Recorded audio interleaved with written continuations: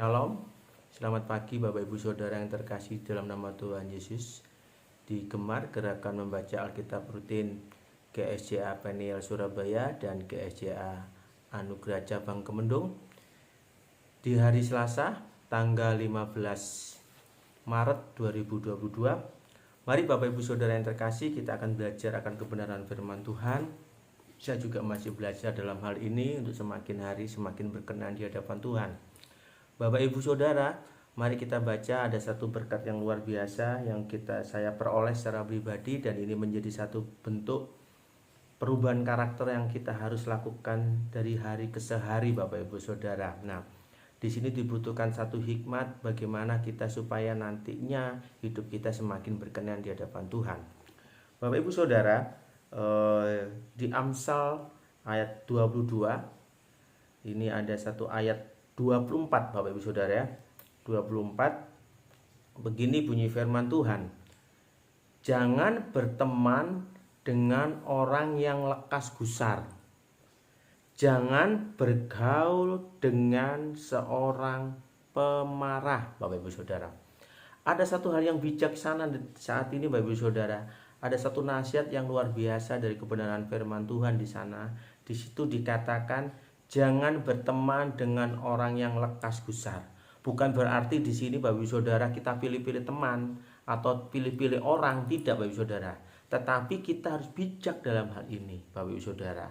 Karena hal ini sangat penting.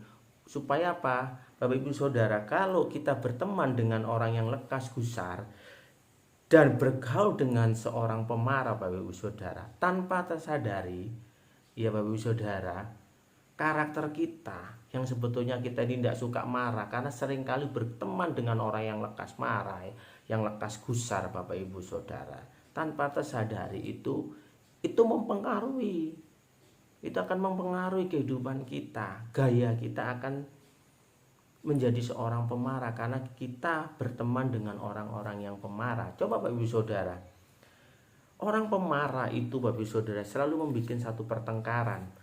Coba Bapak Ibu Saudara dibuka di dalam Amsal pasal 29 ya. Amsal pasal 29 ayat yang ke 22 Bapak Ibu Saudara. Begini bunyi firman Tuhan. Si pemarah menimbulkan pertengkaran, dan orang yang lekas gusar banyak pelanggarannya. Nah, Bapak Ibu Saudara, di sini Bapak Ibu Saudara, Tuhan mau ajarkan kepada kita untuk tidak menjadi pemarah. Marah apa enggak? Tidak boleh. Boleh Bapak Ibu Saudara, marah boleh, tetapi ada alasan yang tepat. Tetapi kalau di sini dikatakan si pemarah, kalau bicara tentang si pemarah itu mengartikan itu kebiasaannya, gaya hidupnya selalu marah-marah Bapak Ibu Saudara. Ya, ada masalah sedikit marah, apalagi lekas gusar. Ada sesuatu yang membuat dirinya tidak nyaman, dia langsung gusar. Dia pasti, orang-orang itu pasti membuat satu pelanggaran-pelanggaran Bapak Ibu Saudara. Ya, emosinya tidak bisa terkontrol. Nah, Bapak Ibu Saudara, kalau kita kembali di ayat di Amsal 22, di situ diingatkan kepada kita Bapak Ibu Saudara ya. Jangan berteman dengan orang yang lekas gusar. Artinya biarlah kita betul-betul bijak memilih pergaulan kita Bapak Ibu Saudara. Pergaulan ini Bapak Ibu Saudara bukan bicara hanya kepada anak-anak muda. Kita sendiri ya, sebagai orang-orang tua saat ini, apapun juga Bapak Ibu Saudara ya, kita harus memilah Bapak Ibu Saudara, supaya kehidupan kita semakin, usia kita semakin berkenan di hadapan Tuhan. Oleh sebab itu Tuhan juga ingatkan Bapak Ibu Saudara, pergaulan yang buruk itu akan merusak kebiasaan kita yang baik ya. Misalkan contoh, mohon maaf ya, gibah-gibah ya. Apa itu gibah-gibah? Gibah-gibah itu rasan-rasan, itu pergaulan. Mungkin pertama kali ngomong enak, lama-lama menjadi kebiasaan ya. Kalau enggak ngerasani orang, kalau enggak ngomongin orang, itu merasa kurang enak gitu, karena dia selalu berkumpul dengan orang yang suka gibah atau rasan-rasan atau gosipin orang. Itu akan menjadi kebiasaan Bapak Ibu Saudara. Nah, apalagi di sini ada satu karakter, yaitu marah Bapak Ibu Saudara. Nah, Bapak Ibu Saudara yang terkasih dalam nama Tuhan Yesus Kristus, saat ini kita akan belajar Iya, kalau di dalam Mazmur 1 ayat 1 dikatakan janganlah kita duduk-duduk dengan para pencemooh. Iya, yang kehidupannya suka mencemooh si A, si B. Iya, kumpul terus ngomongin orang. Ini Bapak Ibu Saudara, ayo kita akan belajar dari karakter ini Bapak Ibu Saudara. Lebih baik kita memberkati orang lain, lebih baik kita mengasihi orang lain, lebih baik kata kita membangun orang lain.